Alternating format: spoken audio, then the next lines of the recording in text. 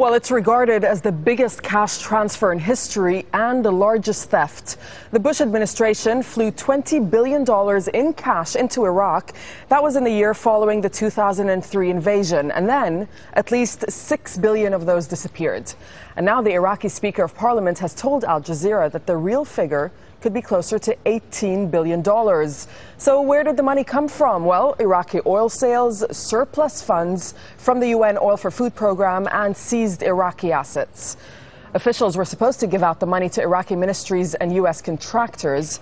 Now, the U.S. has audited the money 3 times, but it still hasn't been able to say exactly where it went. So let's find out more on this and bring in Al Jazeera's correspondent. That's Jane Araf. She's live for us in the Iraqi capital, Baghdad. So, Jane, what we're talking about here is $18 billion, 3 audits, but still no trace of the money. What are you learning about this missing cash?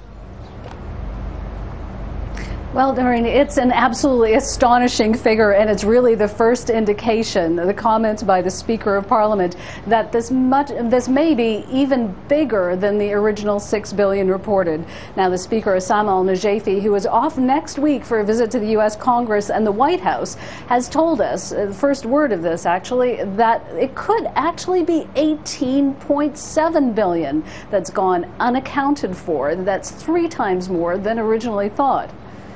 There is a lot of money that went missing during the administration of the Iraqi occupation, money missing from the Iraqi Development Fund. Iraq has lost around $18 billion. The location is unknown, and also missing are the documents of expenditure. I think it will be discussed soon. There should be an answer as to where the Iraqi money has gone. Those answers are going to be hard to come by. Now, this goes back to 2003 and 2004. And again, this was Iraqi money handed out by U.S. authorities.